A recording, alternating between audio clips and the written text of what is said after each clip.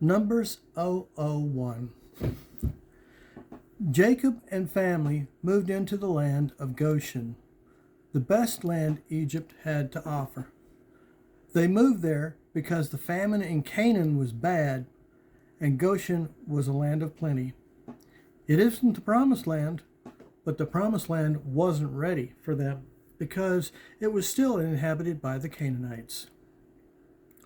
The Israelites thrived and became more populous than the Egyptians. The Egyptians will then enslave them to keep them under control. From the book of Genesis to the book of Exodus is 430 years. We then move to the book of Exodus. Exodus means to exit. With the help of Moses, they move out of Egypt into the wilderness for 40 years. God didn't care too much for the present Israelites and therefore waited a full generation dying out before they enter into the actual promised land. This moving created such turmoil that God gave Moses the 10 Commandments and laws in which to act. During this time, God has them using tents to create the tabernacle, to be an area of sacrifice, to care of their sins. We finish out Exodus on the requirements of the tabernacle. We then move to Leviticus. In Leviticus, we deal with the laws of God for the Israelites. Lots and lots and lots of laws concerning life. All these laws will continually apply until Jesus is crucified.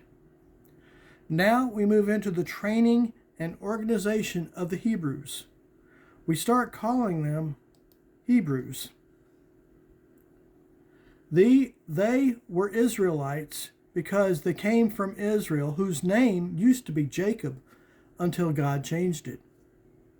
God changes your name when He changes your direction in life.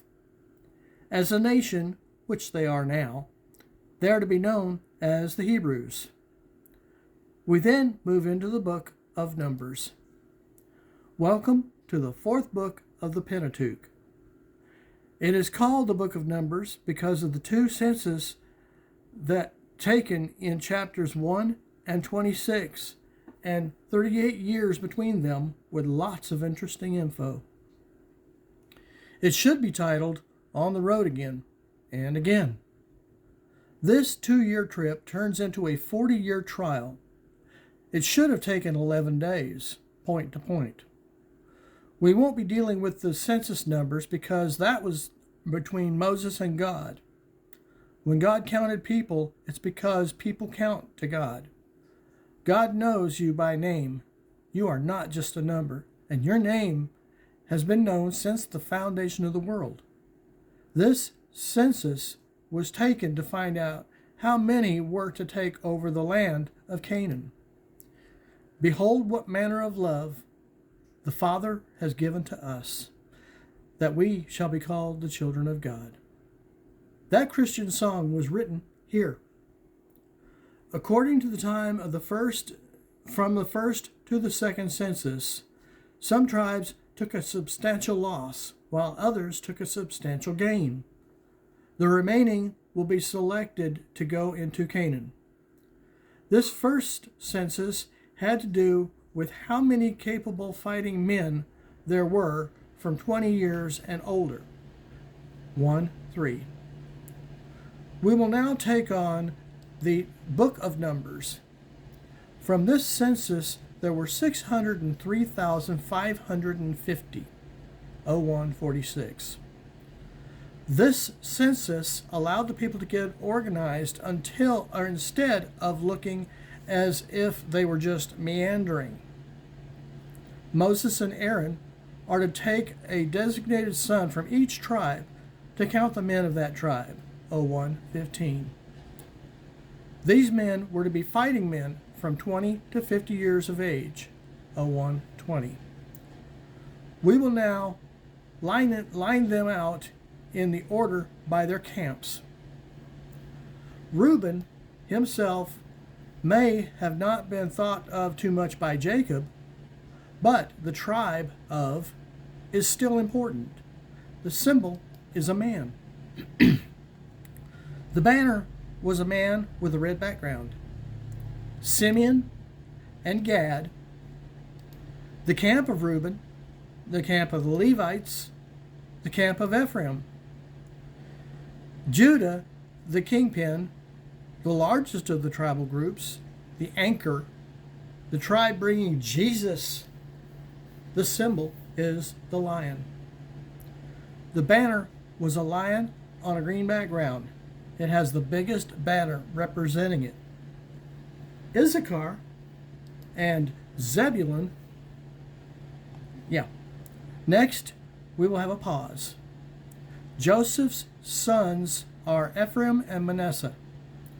Joseph was of the original 12 sons of Jacob, aka Israel. When Jacob was dying, he said he would treat Ephraim and Manasseh as his own sons.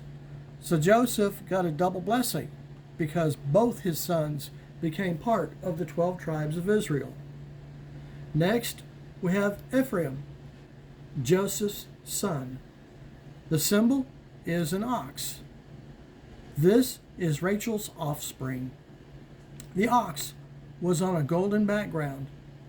The camp was Ephraim, Manasseh, and Benjamin. Then there are the tribes of Dan.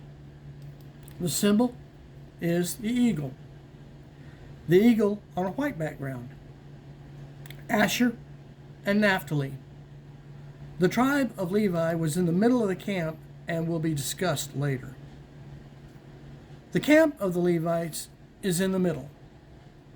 Remember, the Levites were not counted as fighting men because they had a full-time job of caring for the tabernacle. 01:49. The Levites were not counted because they were going to be busy with the duties of the tabernacle. 01:50. Chapter 2 will deal with the arrangements of the tribal camps. These tribes shall surround the tent of meeting. To the east is the place of honor. A lion, an ox, a man, and an eagle. A picture of the throne of God with 4 creatures. Ezekiel 1 speaks of a contraption with wheels with faces of these creatures. Revelation with 4 living creatures. 4 Gospels. Matthew portrays Jesus as the eagle, or the King of the Jews. In Mark, he is portrayed as a lion of the tribe of Judah. Luke portrays Jesus as the man, or son of humanity. John portrays him as an ox carrying the load. The Levites were taken by God to replace the family's firstborns with Levites. 3:15. The Kohathites, the Merarites, and the Gershonites.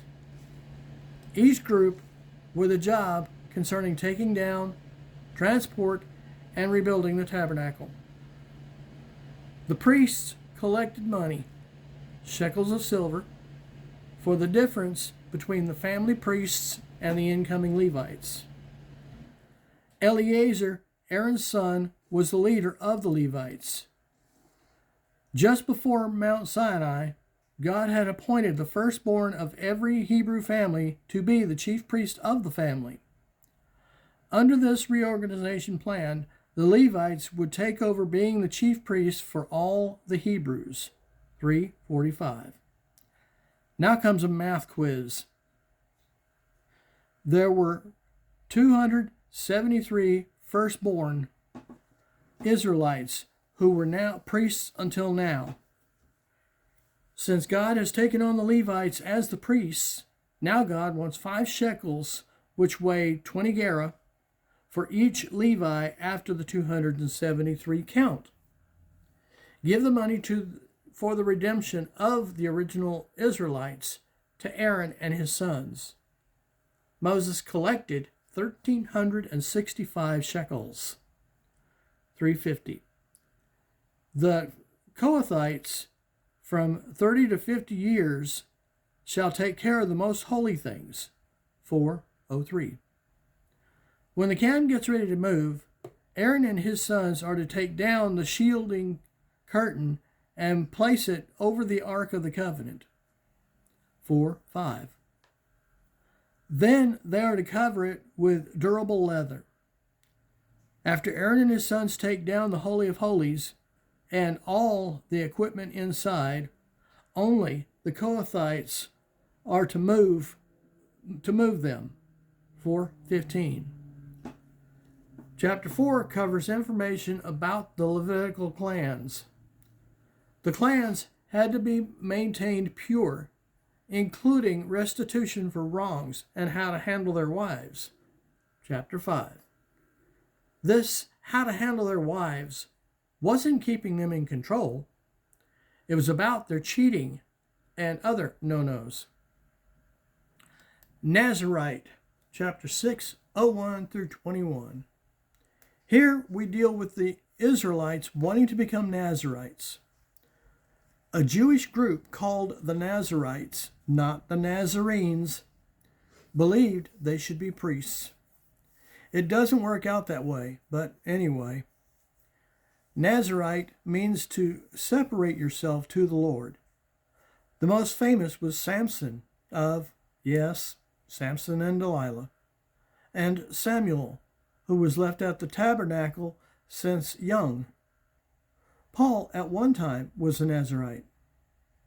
An angel showed up at Samson's birth and told his parents he was to be dedicated to the Lord. No razor shall touch his head. His diet was adjusted. John the Baptist was told their new son was to be treated as a Nazirite by his diet. Although Judaism is very strict about wine, it is not forbidden. The Nazirites believe the same way. Wine is not disallowed because Jesus' first miracle was water to wine. Amos 2:12.